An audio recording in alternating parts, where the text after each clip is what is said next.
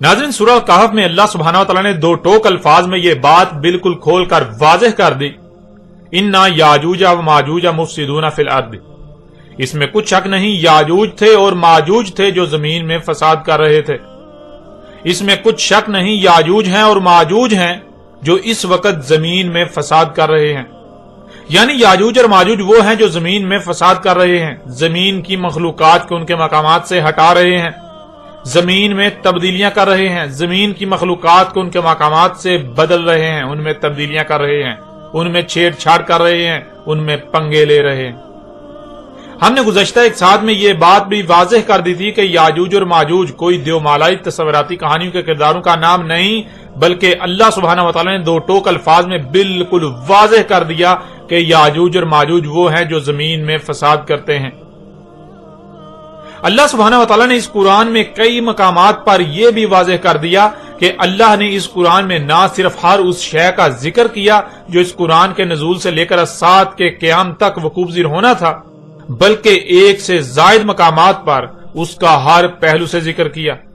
یعنی اگر کسی بھی شے کا ذکر کیا تو نہ ہی اس کا ایک ہی مقام پر ذکر کیا اور نہ ہی ایک ہی پہلو سے، بلکہ ایک سے زائد مقامات پر ہر پہلو سے بات کی، جیسا کہ آپ ان دو آیات کو اپنی سکرین پر دیکھ رہے ہیں۔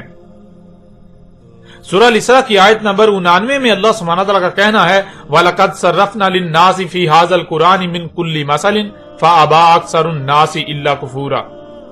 اور تحقیق کے یعنی تم اپنی طرف سے پوری تحقیق کر لو، اپنے گھوڑے دوڑا لو، جو کہا جا رہا ہے وہی تمہارے سامنے آئے گا، وہی حق ہے۔ ہم ہر پہلو سے، ہر لحاظ سے پھیر پھیر کر سامنے لے آئے، بیان کر دیا انسانوں کے لیے اس قرآن میں تمام کی تمام مسئلوں سے۔ بس انکار کر دیا انسانوں کی اکثریت نے، مگر اس لیے کہ جو کچھ بھی انہیں عطا کیا گیا وہ اس مقصد کے لیے استعمال ہی نہیں کرنا چاہتے جس مقصد کے لیے انہیں عطا کیا گیا، وہ اپنی خواہشات کی اتباع کرنا چاہتے ہیں۔ اس لیے انسانوں کی اکثریت نے اس بات کو ماننے سے انکار کر دیا کہ اس قرآن میں نہ صرف ہر بات موجود ہے، ہر سوال کا جواب موجود ہے، بلکہ ایک سے زائد مقامات پر ہر پہلو سے پھیر پھیر کر مسئلوں سے بیان کر دیا گیا۔ پھر اس طرح دوسری آیت سورہ الکہف کی آیت نمبر 54 ہے، جس میں اللہ سبحانہ تعالیٰ کا کہنا ہے وَلَقَدْ صَرَّفْنَا فِي هَذَا الْقُرْآنِ لِلنَّاسِ مِنْ كُلِّ مَثَلٍ وَكَانَ الْإِنسَانُ أَكْثَرَ شَيْءٍ جَدَلًا۔ اور تحقیق کے لیے یعنی تم اپنی طرف سے پوری تحقیق کر لو، اپنے گھوڑے دوڑا لو، جو کہا جا رہا ہے وہی تمہارے سامنے آئے گا، وہی حق ہے۔ ہم نے ہر پہلو سے، ہر لحاظ سے پھیر پھیر کر سامنے لے آئے، بیان کر دیا انسانوں کے لیے اس قرآن میں تمام کی تمام مسئلوں سے۔ یعنی اس قرآن میں ماضی میں پیش آنے والے واقعات میں سے صرف اور صرف ان کا ذکر کیا جو خوب خوب اسی طرح اس قرآن کے نزول سے لے کر سات کے قیام تک پیش آنا تھے، جس قرآن کے نزول سے لے کر سات کے قیام تک پیش آئیں گے۔ انسانوں کے ہر سوال کا جواب ہر پہلو سے، ہر لحاظ سے پھیر پھیر کر اس قرآن میں بیان کر دیا۔ قرآن کے نزول سے لے کر سات کے قیام تک انسانوں کو جب جب جو جیسے جیسے رہنمائی درکار تھی، سب کا سب اس قرآن میں ہر پہلو سے پھیر پھیر کر تمہارے سامنے لے آئے مسئلوں تھے۔ اور تھا انسان اکثریت معاملات میں جھگڑا کرنے والا، سو جھگڑا ہی کیا۔ یعنی قرآن کی بات تسلیم کرنے کی بجائے اپنی خواہشات و اپنے خود ساختہ الہوں کی باتوں کو قرآن پر ترجیح دے رہے ہیں۔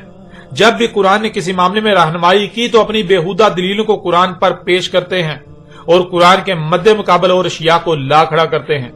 وہ بات تسلیم ہی نہیں کرتے جو قرآن میں کہی جا رہی ہے، جو قرآن ان کے سامنے لا رہا ہے۔ ناظرین، اس قرآن میں یاجوج اور ماجوج کے الفاظ کے ساتھ ان انسانوں کا ایک پہلو سے ذکر کیا گیا جنہیں ان دو مقامات پر یاجوج اور ماجوج کہا گیا۔ اب اگر اس قرآن میں اللہ سبحانہ تعالیٰ انہی انسانوں کا جنہیں ایک پہلو سے یاجوج اور ماجوج کہتے ہوئے ذکر کیا اور پہلو سے یعنی ہر پہلو سے پھیر پھیر کا ذکر نہیں کرتا، تو یہ قرآن اللہ کی بجائے غیر اللہ کی طرف سے ثابت ہو جاتا ہے، کیونکہ یہ بات بھی بذات خود اللہ نے ہی اس قرآن میں کہی، جیسا کہ آپ اس آیت کو اپنی سکرین پر دیکھ رہے ہیں۔ سورہ نساء کی آیت نمبر 82 میں اللہ سبحانہ وتعالی کا کہنا ہے افلا یتدبرون القرآن ولو کان من عند غیر اللہ لوجدوا فیہ اختلافا کثیرا۔ کیا پس نہیں تدبر کر رہے القرآن، یعنی جو کچھ بھی کرا کیا جا رہا ہے؟ اور اگر تھا کسی اور کے ہاں سے اللہ کے علاوہ تو اس کے لیے تھا کہ تم پاتے اس میں کثیر اختلاف، یعنی ایک مقام پر کچھ کہا جا رہا ہے اور دوسرے مقام پر اس کے برعکس کچھ اور کہا جا رہا ہے، اس کے متضاد۔ اب اگر ایک طرف اللہ یہ کہتا ہے کہ اللہ نے اس قرآن میں نہ صرف اس کے نزول سے لے کر ساعت کے قیام تک جو کچھ بھی ہونا تھا سب کا سب بیان کر دیا، بلکہ اس کو ہر پہلو سے پھیر پھیر کر بیان کیا، مصنوع سے بیان کیا، تو پھر یہ کیسے ممکن ہے کہ قرآن میں صرف 2 مقامات پر ایک ہی پہلو سے یاجوج اور ماجوج کا ذکر کیا گیا؟ اگر یاجوج اور ماجوج کا ان 2 مقامات کے علاوہ اور مقامات پر ہر پہلو سے ذکر نہیں کیا گیا تو پھر قرآن میں اختلاف ثابت ہو کر یہ غیر الہ کے ہاں سے ثابت ہو جاتا ہے، جو کہ ناممکن ہے۔ اس لیے ایسا ممکن ہی نہیں کہ اللہ سبحانہ تعالی نے یاجوج اور ماجوج کے الفاظ کے علاوہ اور مقامات پر بھی ہر پہلو سے ذکر نہ کیا ہو۔ اور ناظرین، گزشتہ ایک ساتھ میں ہم نے یاجوج اور ماجوج کا ہی مزید کچھ پہلو سے ذکر کیا اور بالکل کھول کھول کر واضح کر دیا کہ نہ صرف یاجوج اور ماجوج کھل چکے بلکہ انہوں نے جو کرنا تھا وہ بھی کر چکے۔ اب تو انجام عذاب عظیم بالکل سر پر آ چکا۔ اور گزشتہ قسط کے آخر میں کہا تھا کہ آئندہ مزید ایسی آیات سے حق کھول کھول کر واضح کریں گے۔ اب اس سے پہلے کہ ہم مزید ان آیات کو بیان کریں، ان پر بات کریں، ہم اس قرآن میں جن 2 مقامات پر یاجوج اور ماجوج کے الفاظ کے ساتھ ذکر کیا گیا ان دونوں مقامات کو بالکل کھول کھول کر آپ پر واضح کرتے ہیں، تاکہ نہ صرف یاجوج اور ماجوج کے حوالے سے ہر لحاظ سے کھل کر رہنمائی ہو جائے کہ کسی کے پاس کل کو کوئی عذر نہ رہے، ہر کسی پر حجت ہو جائے، بلکہ آج تک جو ان دونوں مقامات کو بنیاد بنا کر جس دجل و فریب سے کام لیا گیا، انسانیت کے رہنماؤں کا لبادہ اڑ کر ملاؤں نے جو عظیم دھوکے دیے انہیں بھی چاک کر کے حق آپ پر بالکل کھول کر واضح کر دیں۔ ذوالقرنین یعنی اللہ کا وہ غلام، اللہ کا وہ عبد جسے زمین کے دونوں کرن حاصل ہوئے، مغرب و مشرق تک کا اقتدار و اختیار دیا گیا، اور پیچھے آپ پر یہ واضح کر دیا گیا گزشتہ ایک ساتھ میں کہ وہ داؤد کے بیٹے سلیمان علیہ السلام تھے۔ داؤد کے بیٹے سلیمان علیہ السلام کو جس مقصد کے لیے القرنین دیے گئے یعنی زمین کے مغرب و مشرق تک کا اقتدار و اختیار دیا گیا تو انہوں نے اس مقصد کو پورا کیا۔ سلیمان علیہ السلام نے کفر کی بجائے شکر کیا، یعنی سلیمان علیہ السلام کو جو کچھ بھی جس مقصد کے لیے عطا کیا سلیمان نے سب کا سب اسی مقصد کے لیے استعمال کیا جس مقصد کے لیے انہیں دیا گیا، انہوں نے اس مقصد کو پورا کر دیا۔ جیسے آج زمین میں جدیدیت اور سائنسی ترقی کے نام پر فساد عظیم کیا جا رہا ہے، بالکل عین اسی طرح اس وقت بھی زمین میں ترقی اور جدیدیت کے نام پر، انسانیت کی خدمت کے نام پر فساد عظیم کیا جا رہا تھا۔ جو اس وقت زمین میں فساد کر رہے تھے وہ یاجوج اور ماجوج تھے۔ ذوالقرنین سلیمان علیہ السلام نے زمین کے چپے چپے کو اس فساد عظیم سے پاک کر کے یاجوج اور ماجوج کو روک دیا۔ جب سلیمان علیہ السلام نے زمین کو فساد عظیم سے پاک کر دیا، یاجوج اور ماجوج کو روک دیا، انہیں بند کر دیا، تب ذوالقرنین سلیمان علیہ السلام نے کہا، سورہ الکہف کی آیت نمبر 98 میں ہے، قَالَ هَٰذَا رَحْمَةٌ مِّن رَبِّي فَإِذَا جَاءَ وَعْدُ رَبِّي جَعَلَهُ دَكَّا وَكَانَ وَعْدُ رَبِّي حَقًّا۔ ذوالقرنین سلیمان علیہ السلام نے کہا تھا یہ رحمہ ہے، یعنی یہ حفاظت ہے میرے رب سے، بس یہ اس وقت تک میرے رب سے حفاظت ہے، یعنی اس وقت تک میرے رب نے زمین کو یاجوج اور ماجوج سے محفوظ کر دیا جب تک کہ میرے رب کا وعدہ نہیں آ جاتا۔ بس جب میرے رب کا وعدہ آ جائے گا، یعنی جیسے آج اس سے پہلے انسان ترقی کے نام پر زمین میں فساد کر رہے تھے، یہی جب دوبارہ ہونے کا وقت آ جائے گا تب کر دے گا اسے دکا، یعنی میرے رب سے جو رحمہ ہے زمین کی تمام مخلوقات کو یاجوج اور ماجوج سے فساد سے محفوظ کر دیا، یہ حفاظت بالکل ختم ہو جائے گی، تمام عالمین محفوظ نہیں رہیں گے، یاجوج اور ماجوج کے فساد کا شکار ہو جائیں گے، اور یہ بات قدر میں ہو چکی، میرے رب کا وعدہ حق ہے، قدر میں ایسا ہو چکا، اس لیے یہ ہو کر رہے گا۔ ناظرین، اب سوال یہ پیدا ہوتا ہے کہ آخر وہ وقت کب آنا تھا، وہ وقت کب آئے گا؟ تو اللہ سبحانہ و تعالیٰ نے آج سے 14 صدیاں قبل اگلی ہی آیت میں اس سوال کا جواب بھی دے دیا۔ وَتَرَكْنَا بَعْضَهُمْ يَوْمَئِذٍ يَمُوجُ فِي بَعْضٍ وَنُفِخَ فِي الصُّورِ فَجَمَعْنَاهُمْ جَمْعًا۔ ناظرین، اس آیت کو آسان بیان کرنے کے لیے اس میں استعمال ہونے والے الفاظ کو بالکل کھول کر واضح کرنا بہت ضروری ہے۔ ان میں پہلا لفظ ہے یومئذ، جس کے معنی ہے وہ لمبی مدت جس کا اللہ کا وعدہ تھا، وہ مدت جس میں عالمین میں سے کوئی بھی محفوظ نہیں رہے گا، جو قرآن کے نزول کے بعد الساعۃ کے قیام کے قریب آنا تھی، جس کی وجہ سے ہی الساعۃ کا قیام ہونا ہے۔ پھر اگلا لفظ ہے یموجو۔ یموجو موج سے ہے، جس کے معنی ہے جیسے لہر ہوتی ہے۔ آپ دیکھتے ہیں کہ پانی کی ایک لائن مسلسل آگے بڑھتی ہے جب تک کہ وہ اپنے انجام کو یا کنارے پر نہیں پہنچ جاتی۔ بالکل اسی طرح کوئی کام مسلسل پروسیس یعنی مراحل سے گزرتا ہوا آگے بڑھتا رہے یہاں تک کہ وہ مکمل نہ ہو جائے، اینڈ پروڈکٹ سامنے نہ آ جائے۔ مثال کے طور پر 100 لوگوں کی ایک لائن ہو، ان میں سب سے پہلا شخص اینٹ اٹھاتا ہے اور اگلے کو پکڑا دیتا ہے، وہ اپنے سے اگلے کو پکڑاتا ہے، وہ اپنے سے اگلے کو، یہاں تک کہ اینٹ اپنی منزل کو پہنچ جاتی ہے۔ اس طرح جب اینٹیں سفر کرتی ہوئی نظر آئیں گی تو آپ کو بالکل لہر کی مانند نظر آئیں گی، جسے عربی میں موج کہا جاتا ہے۔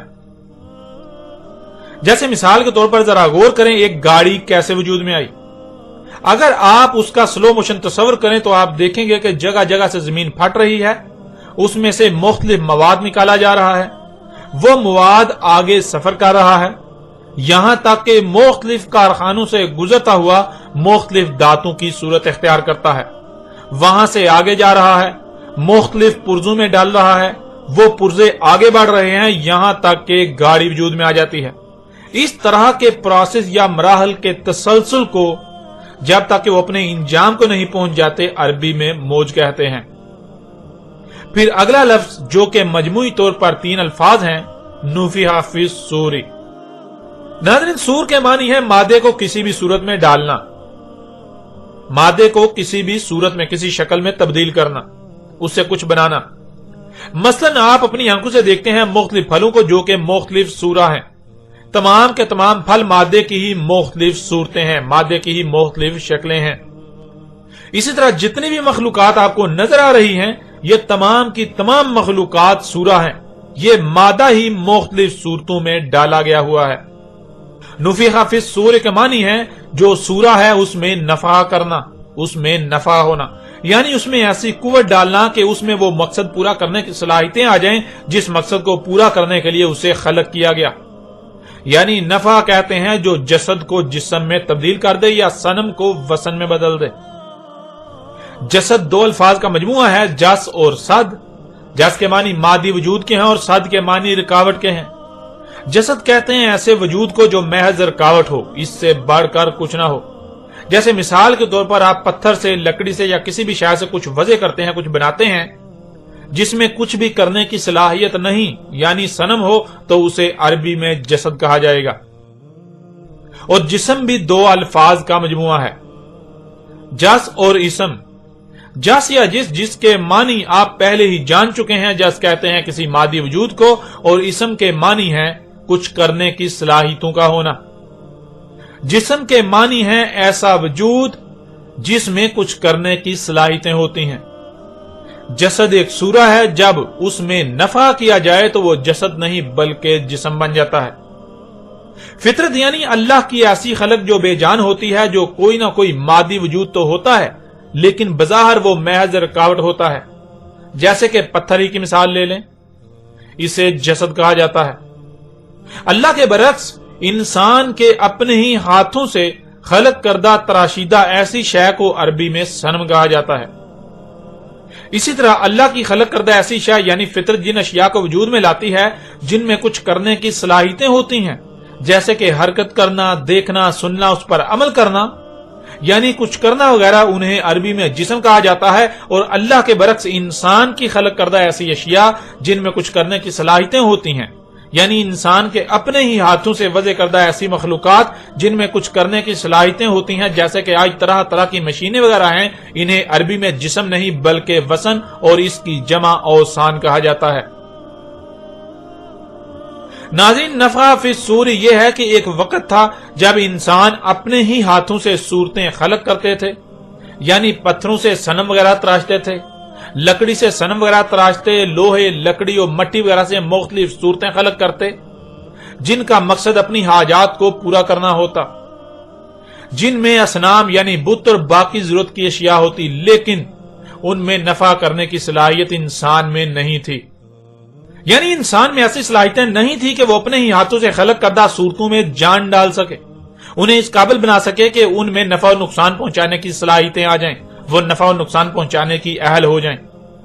یہی اللہ سبحانہ تعالی نے کہا تھا کہ جب نفع فی الصور ہوگا، یعنی ایک وقت آئے گا جب انسان اپنے ہی ہاتھوں سے خلق کردہ صورتوں کو صنم سے وثن بنانے کی صلاحیت حاصل کر لیں گے۔ یہ جو سورہ بھی خلق کریں گے اس میں جان ڈالیں، یعنی اس میں کرنے کی صلاحیتیں ڈال دیں گے، ان میں نفع نقصان پہنچانے کی صلاحیتیں ڈال دیں گے۔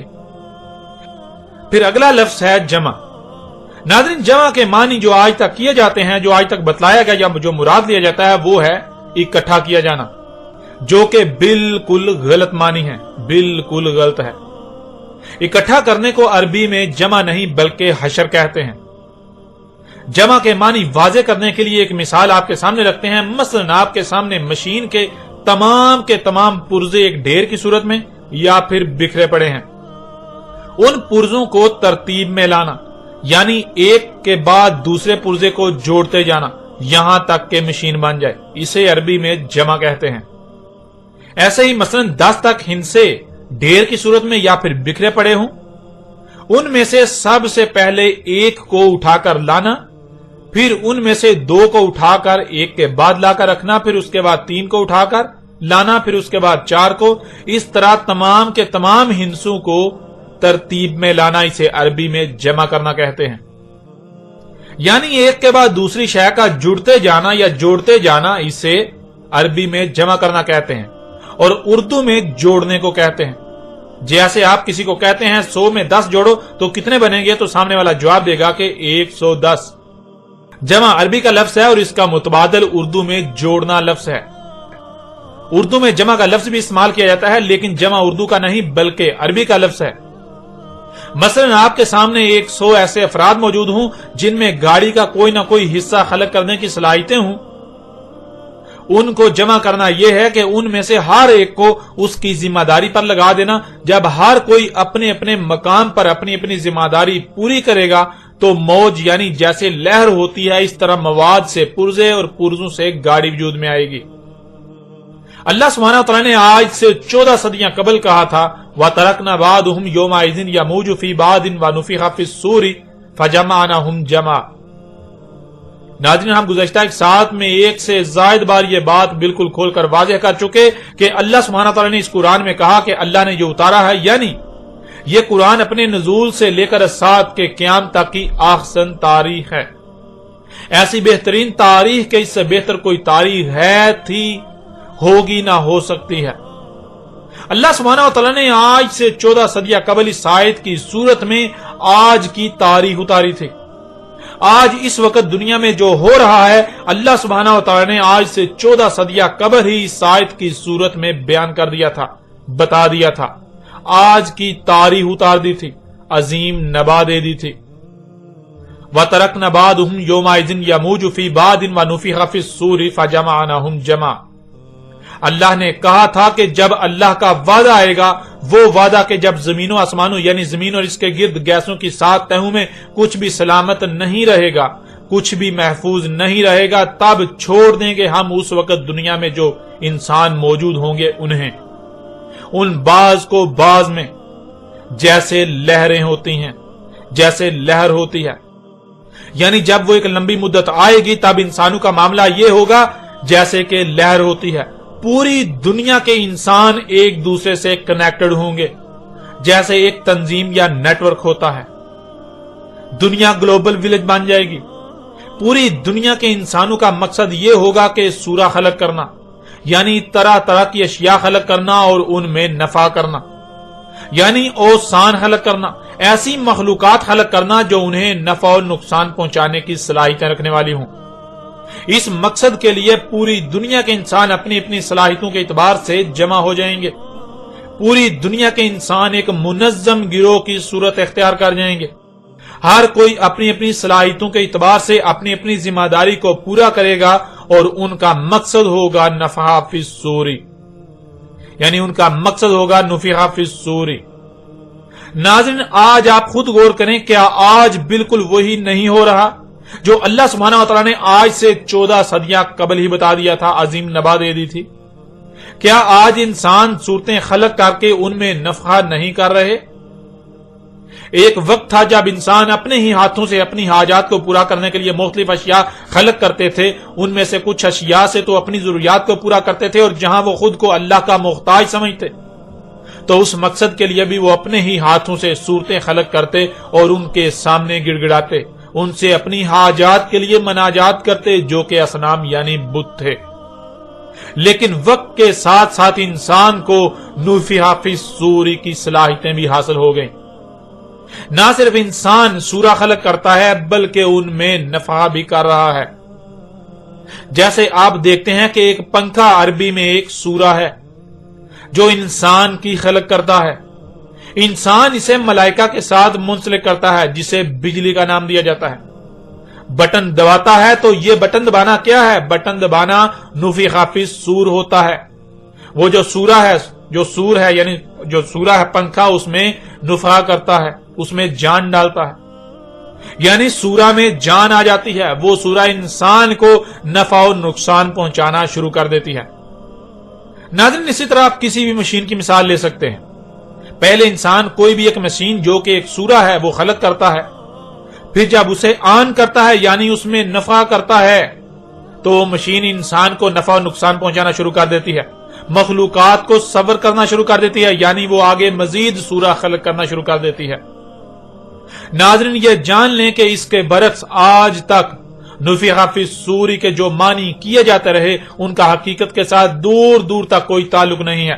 وہ محض دیو مالائی قصے و کہانیاں ہیں جو ملاؤں کی خود ساختہ گڑی ہوئی ہیں، جنہیں یہ لوگ آج تک اللہ سے منسوب کرتے رہے کہ اسرافیل ایک فرشتہ ہے، وہ اپنے منہ میں سور لے کر اس انتظار میں کھڑا ہے کہ اسے کب اجازت دی جائے کہ وہ اس میں پھونک مارے، اور سور ایک سینگ کا خول ہے جس میں سو رہا ہے، جب اس میں پھونک مارے گا تو جیسے باجا بجایا جاتا ہے یا باجا بجتا ہے ایسے ہی آواز آئے گی۔ نفخ فی الصور کیا ہے؟ اللہ سبحانہ و تعالیٰ نے اس قرآن میں بعض مقامات پر خود ہی اس کی وضاحت کر دی، اس کو بالکل کھول کر واضح کر دیا۔ سب سے پہلے تو سور کیا ہے اسے جان لیں کہ اس بارے میں اللہ سبحانہ و تعالیٰ کیا کہتا ہے۔ اللہ سبحانہ و تعالیٰ نے اس قرآن میں بشر کی تخلیق یعنی آپ کی تخلیق کے جو مراحل بیان کیے، ان میں سے ایک اس بشر کو یعنی آپ کو صبر کرنا، یعنی یہ بشر جو کہ آپ ہیں، آپ ایک سورہ ہیں، اسے صبر کرنا۔ جب صبر یعنی سورہ مکمل ہو جاتی ہے اس کے بعد اللہ اس میں نفخ کرتا ہے، جیسے کہ آپ آیات کو اپنی سکرین پر دیکھ رہے ہیں۔ سورہ آل عمران کی آیت نمبر 6 میں اللہ سبحانہ وتعالی کا کہنا ہے هو الذی یصورکم فی الارحام کیف یشاء، ہوا ہی وہ ذات ہے جو تمہیں صبر کر رہی ہے ارحام میں جیسے اس کا قانون ہے، یعنی ماؤں کے پیٹوں میں کیسے صبر کر رہی ہے، کیسے تمہیں سورہ کر رہی ہے، جیسے کہ اس کا قانون ہے، جیسے اس نے قانون بنا دیا۔ اس آیت میں اللہ سبحانہ وتعالی نے یہ بات واضح کر دی کہ تمہیں ارحام میں صبر کیا جاتا ہے، یعنی تم بشر جو کہ ایک سورہ ہو، جیسے باقی مخلوقات سورہ ہیں، تمہیں صبر کیا جاتا ہے ارحام میں۔ اور پھر سورہ سجدہ کی آیت نمبر 9 میں اللہ سبحانہ وتعالی نے کیا کہا وہ بھی اس وقت آپ اپنی سکرین پر دیکھ رہے ہیں۔ سورہ سجدہ کی آیت نمبر 9 میں اللہ سبحانہ وتعالی نے کہا ثم سواہ ونفخ فیہ من روحہ وجعل لکم السمع والابصار والافئدہ قلیلا ما تشکرون، پھر اسے صبر کرنا مکمل کیا اور نفع کیا اس میں اپنی روح سے، اور کر دیا تمہارے لیے سننا اور دیکھنا، اور جو سنتے اور دیکھتے ہو اسے سمجھنا، اور انتہائی کم ہیں جو اس مقصد کے لیے دیکھنے سننے اور سمجھنے کی صلاحیتوں کا استعمال کر رہے ہیں جس مقصد کے لیے تمہیں یہ صلاحیتیں دیں۔ ناظرین قرآن میں ایسی اور بھی بہت سی آیات ہیں، لیکن یہ آیات بالکل واضح ہیں جن میں اللہ سبحانہ تعالیٰ نے کہا کہ تمہیں ماؤں کے پیٹوں میں صبر کیا جاتا ہے جیسے اس کا قانون ہے، اور جب صبر کرنا مکمل کر لیا جاتا ہے یعنی جب ماں کے پیٹ میں بشر جو کہ سورہ ہے اس کی تخلیق مکمل ہو جاتی ہے تب نفخ فیہ کیا جاتا ہے، یعنی تب اس میں نفخ کیا جاتا ہے جس سے اس میں جان آ جاتی ہے۔ وہ سننے والا، دیکھنے والا، اور جو سنتا اور دیکھتا ہے وہ سمجھنے کی صلاحیت رکھنے والا ہو جاتا ہے، کچھ کرنے والا ہو جاتا ہے، نفع اور نقصان پہنچانے کی صلاحیتیں رکھنے والا بن جاتا ہے۔ اب ناظرین آپ سے سوال ہے کہ آج کون نہیں جانتا کہ ماں کے پیٹ میں بچے کی تخلیق کیسے ہوتی ہے اور اس میں نفع کرنا کیا ہے؟ پہلے 4 مہینے میں ماں کے پیٹ میں بشر صبر کیا جاتا ہے اور 4 مہینے میں بچہ بالکل مکمل ہو جاتا ہے، لیکن اس میں کوئی جان نہیں ہوتی، وہ جسد ہوتا ہے۔ 4 ماہ کے بعد اس میں جب نفع کیا جاتا ہے تو وہ جسد سے جسم میں تبدیل ہو جاتا ہے، اس میں جان آ جاتی ہے۔ نفخہ فی الصور کو سمجھنے کے لیے اس سے بہتر رہنمائی ہو ہی نہیں سکتی اور نہ ہی کوئی اس کا رد کر سکتا ہے۔ ماں کے پیٹ میں 4 مہینے تک بچہ مکمل ہو جاتا ہے اور جب اس میں نفع کیا جاتا ہے تو 4 مہینے کے بعد اس کے اندر سننے کی، دیکھنے کی، جو وہ سنتا اور دیکھتا ہے اس کو سمجھنے کی صلاحیتیں جو ہیں وہ ڈیولپ ہوتی ہیں، وہ خلق ہوتی ہیں، وہ آتی ہیں۔ کیسے؟ نفع کرنے سے۔ یہ ہے نفع کرنا۔ ناظرین جیسے 4 مہینے تک ماں کے پیٹ میں بچہ بغیر نفع کے ہوتا ہے تو وہ جسد ہوتا ہے۔ جسد یعنی وہ مادے کی ایک صورت میں ڈالی گئی محض ایک رکاوٹ ہوتی ہے، جہاں رکھ دے وہاں سے ہلائے بغیر ہل نہیں سکتی۔ اللہ کی بغیر نفخہ فی الصور سورہ جسد کہلاتی ہے، اور اللہ کے برعکس انسان کی خلق کردہ بغیر نفخہ فی الصور سورہ جسد نہیں بلکہ صنم کہلاتی ہے۔ اور اللہ کی سورہ میں جب اللہ نفخہ کرتا ہے یا نفخہ کرتا ہے، یعنی جب اللہ نفخہ فی الصور کرتا ہے تو وہ جسد سے جسم بن جاتی ہے، اور اللہ کے برعکس انسان جب نفخہ فی الصور کرتا ہے تو وہ جسم نہیں بلکہ صنم سے وثن بن جاتی ہے۔ ایک وقت تھا جب انسان سورہ تو خلق کرتے تھے لیکن اس میں نفخہ نہیں کر سکتے تھے۔ اللہ نے کہا تھا کہ اللہ کا وہ وعدہ جب آئے گا تب انسان نفخہ فی الصور کریں گے، یعنی جو بھی خلق کریں گے ان میں نفخہ بھی کریں گے، اوسان خلق کریں گے۔ انسانوں کے اپنے ہی ہاتھوں سے خلق کردہ مخلوقات انہیں نفع اور نقصان پہنچائیں گی، ان کے سائیڈ ایفیکٹس ہوں گے، ان کے سائیڈ ایفیکٹ سے زمین و آسمانوں یعنی زمین اور اس کے گرد گیسوں کی 7 تہوں میں کچھ بھی محفوظ نہیں رہے گا، سب کچھ درہم برہم ہو جائے گا، فساد عظیم ہو جائے گا۔ اور ناظرین آج آپ اسی وقت میں موجود ہیں، آج آپ یہ سب اپنی آنکھوں سے ہوتا ہوا دیکھ رہے ہیں۔ نہ صرف آج آپ یہ سب اپنی آنکھوں سے ہوتا ہوا دیکھ رہے ہیں بلکہ آج آپ خود بھی یہی سب کر رہے ہیں۔ یہ جو ہو رہا ہے اس کے بارے میں اللہ سبحانہ تعالیٰ نے مزید آگے کیا کہا اس پر بھی بات کرتے ہیں۔ اگلی آیت میں اللہ سبحانہ تعالیٰ نے کہا وَأَرَدْنَا جَهَنَّمَ يَوْمَئِذٍ لِلْكَافِرِينَ عَرْضًا وَأَرَدْنَا جَهَنَّمَ يَوْمَئِذٍ۔ آج سے 14 صدیاں قبل اللہ نے کہا تھا کہ جب وہ مدت آئے گی اور انسان نفخہ فی الصور کر رہے ہوں گے تو وہ اصل میں کیا ہو رہا ہوگا؟ وہ جو ہو رہا ہوگا وہ جہنم تھی جسے ہم سامنے لائیں گے، وہ جہنم سامنے لائی جا رہی ہوگی۔ آگے اس سوال کا جواب بھی ہے کہ کن کے لیے جہنم سامنے لائی جائے گی، کن کے لیے اس وقت جہنم جو ہے وہ سامنے لائی جا رہی ہے۔ للکافرین عرضا، کافرین کے لیے سامنے لائی گئی، کافرین کے لیے سامنے لائی جا رہی ہے، کافرین کے لیے سامنے لائی جائے گی، یعنی ان کے لیے جنہوں نے اس بات کو تسلیم ہی نہ کیا کہ زمین و آسمانوں میں جو کچھ بھی ہے یہ اللہ کی آیات ہیں۔ اللہ نے ان سب کے سب کو کسی نہ کسی مقصد کے لیے خلق کیا۔ جو نظر آ رہی ہیں صرف یہی نہیں ہے، یہی کل کا کل نہیں ہے، بلکہ ان سے کئی گنا زیادہ تو ایسی ہیں جنہیں انسان سے چھپا دیا گیا، جو کہ غیب ہے۔ جو کچھ بھی ظاہر ہے اور جو کچھ بھی غیب ہے سب کے سب کی تخلیق کا کوئی نہ کوئی مقصد ہے، اور جس مقصد کے لیے خلق کیا گیا اسے پورا کرنے کے لیے ہر ایک کو اس کے مقام پر قائم کر دیا گیا۔ یوں بہترین میزان وضع کر دیا۔ یہ میزان تب تک قائم رہے گا جب تک کہ تمام کی تمام مخلوقات اپنے اپنے مقام پر رہتے ہوئے اپنی اپنی ذمہ داری کو پورا کریں گی، ورنہ اگر ان میں رائی برابر بھی تبدیلی کی گئی، کسی ایک مخلوق نے بھی اپنی ذمہ داری سے کمی کجی یا کوتاہی کی، لاپرواہی کی، کوئی ایک مخلوق بھی اپنے مقام سے ہٹ گئی، اسے ہٹایا گیا تو میزان میں خسارہ ہو جائے گا، فساد ہو جائے گا، جس کا نتیجہ یہ نکلے گا کہ زمین و آسمانوں میں سب کچھ درہم برہم ہو جائے گا۔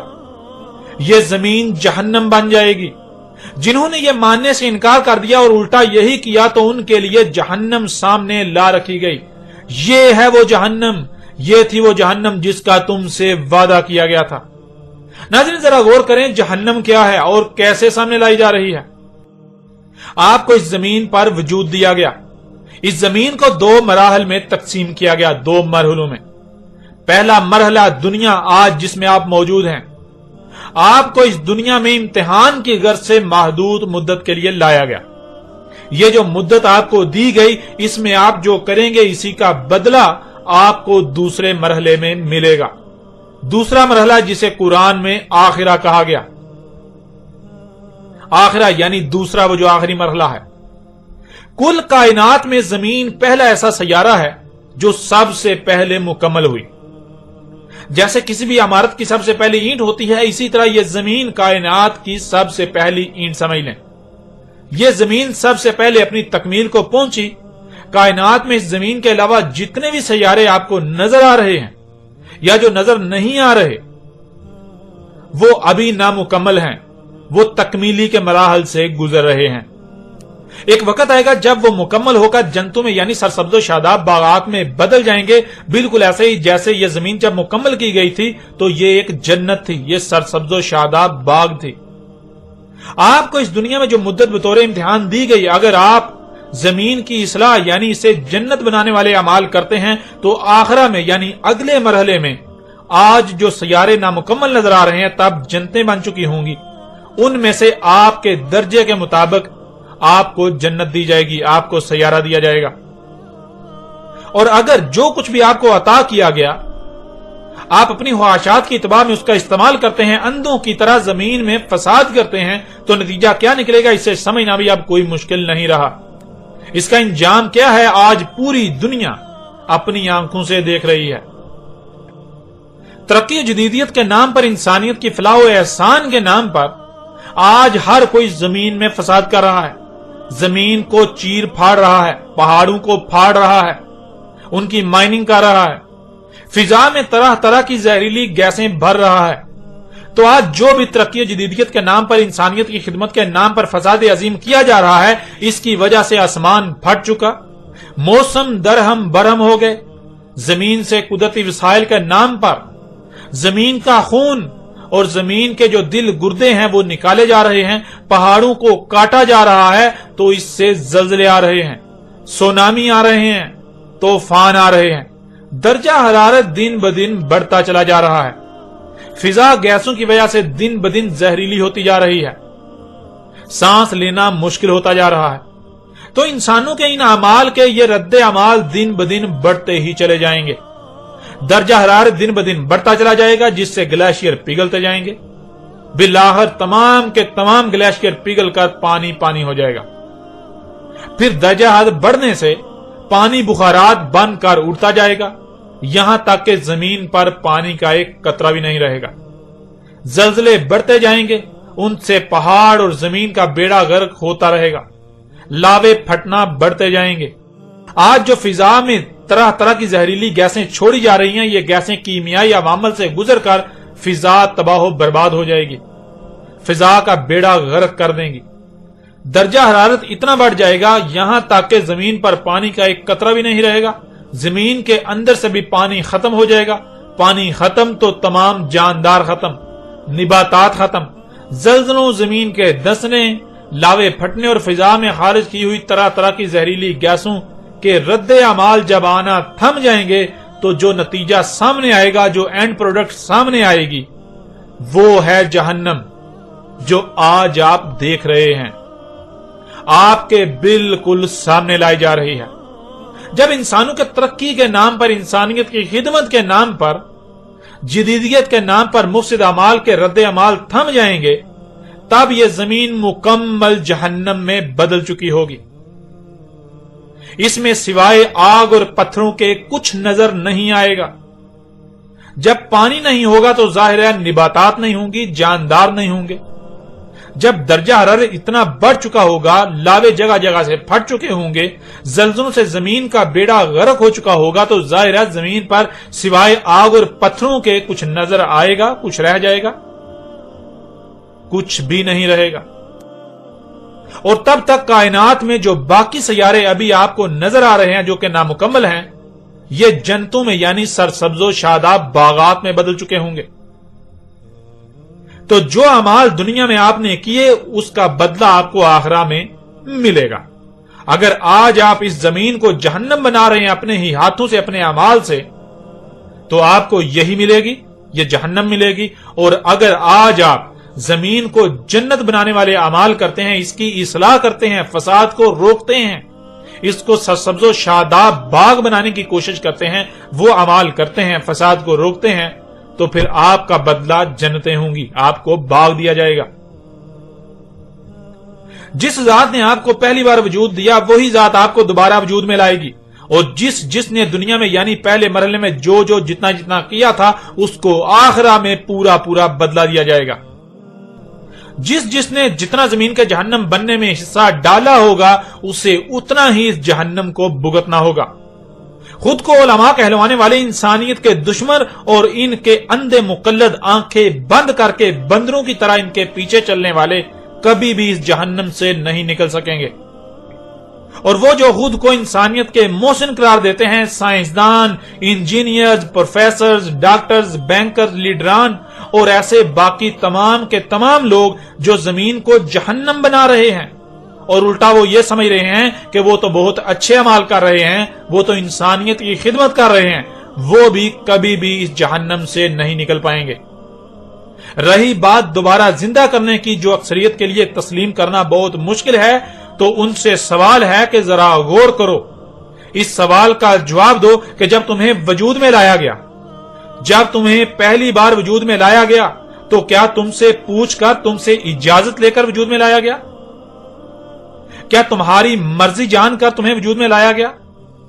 تمہیں پہلے آگاہ کیا گیا، تمہیں پہلے پوچھا گیا، تم سے پہلے اجازت لی گئی، پھر تمہیں وجود میں لایا گیا؟ اگر تو تمہاری مرضی سے، تمہاری اجازت سے، تمہیں پوچھ کر یا تمہیں بتا کر، تمہیں آگاہ کر کے دنیا میں لایا گیا، تب تو ٹھیک ہے، تب دوبارہ بھی ویسا ہی ہوگا۔ ورنہ اگر ایسا نہیں ہوا تو اے عقل کے اندھو، جس ذات نے تمہیں پہلی بار وجود میں لایا، کیا وہ ذات دوبارہ تمہیں وجود میں نہیں لا سکتی؟ کیا وہ تمہیں دوبارہ وجود میں نہیں لائے گی؟ اس میں تمہیں پہلی بار وجود میں لایا اور تم اس کے ساتھ دشمنی کرو، جس مقصد کے لیے تمہیں وجود میں لایا وہ مقصد پورا نہ کرو، اس کے ساتھ دشمنی کرو، تو کیا وہ تمہیں دوبارہ وجود میں نہیں لائے گی تاکہ تمہیں سزا و جزا دے، تمہیں بدلہ دے، یا ایسے ہی چھوڑ دے گی؟ مذہبی طبقہ آخرت، جنت و جہنم کو زبان سے تو تسلیم کرتا ہوا نظر آتا ہے، لیکن آخرت، جنت و جہنم کے بارے میں جو دیومالائی کہانیاں مذہبی طبقے نے گھڑ رکھی ہیں، خود ان کو بھی اس کا یقین نہیں ہے، نہ آخرہ کا، نہ جنت و جہنم کا۔ اور ظاہر ہے یقین کیا بھی کیسے جا سکتا ہے جب جنت و جہنم سے منسوب کر کے ایسی خود ساختہ دیومالائی کہانیاں گڑ رکھی ہیں جن کا کوئی وجود ہی نہیں، تو پھر یقین کیسے ہوگا؟ پھر یقین کیسے ہو سکتا ہے؟ کیسے کیا جائے گا؟ اور دوسری طرف جو خود کو ملحد، لبرل یا پھر پڑھے لکھے کہلواتے ہیں، جو سائنس کے متوالے ہیں، وہ مذہبی طبقے کی آخرت، جنت و جہنم کے بارے میں خود ساختہ گڑ رکھی ہوئی دیومالائی کہانیوں کا انکار کرنے کی بجائے الٹا آخرہ کا ہی انکار کر دیتے ہیں، جنت و جہنم کا ہی انکار کر دیتے ہیں۔ خود کو بہت بڑے عاقل سمجھتے ہیں، لیکن حقیقت یہ ہے کہ یہ لوگ سب سے بڑے بے وقوف اور جاہل ہیں۔ یہ مذاہب اور مذہبی طبقے کی دشمنی میں حق کا ہی انکار کر دیتے ہیں۔ بات کی جائے ان کے علم کی، ان کی پڑھائی لکھائی کی، ان کی سائنس کی، جو یہ تعلیم حاصل کرتے ہیں، ان کی تعلیم کی، وہ سائنس، وہ تعلیم جس کا آج ہر کسی کو بخار چڑھا ہوا ہے کہ جس کی تصدیق سائنس کرے اسے تسلیم کریں گے، جس کی تصدیق سائنس نہیں کرتی یا جسے سائنس رد کرتی ہے اسے تسلیم نہیں کریں گے۔ تو ہم آخرت ان کے سامنے رکھ رہے ہیں کہ آخرت کیا ہے، جنت و جہنم کیا ہے، اور ہم انہیں اور ان کی سائنس کو، ان کی تعلیم کو، ان کی یونیورسٹیوں کو، ان کے سائنسدانوں کو کھلم کھلا چیلنج کرتے ہیں کہ یہ اس حق کا رد کر کے دکھائیں۔ رہی بات دوبارہ اٹھا کر کھڑا کرنے کی، تو اس کا بھی دنیا کی کوئی طاقت رد نہیں کر سکتی، نہ ہی ان کی سائنس اس کا رد کر سکتی ہے، بلکہ ان کی سائنس الٹا اس کی تصدیق ہی کرے گی۔ ناظرین، اس موضوع پر الگ سے اور تفصیل کے ساتھ آئندہ اپنے موضوع کے تحت اسی موضوع کے تحت بات کی جائے گی، لیکن یہاں مختصراً بات کرتے ہوئے آگے بڑھتے ہیں۔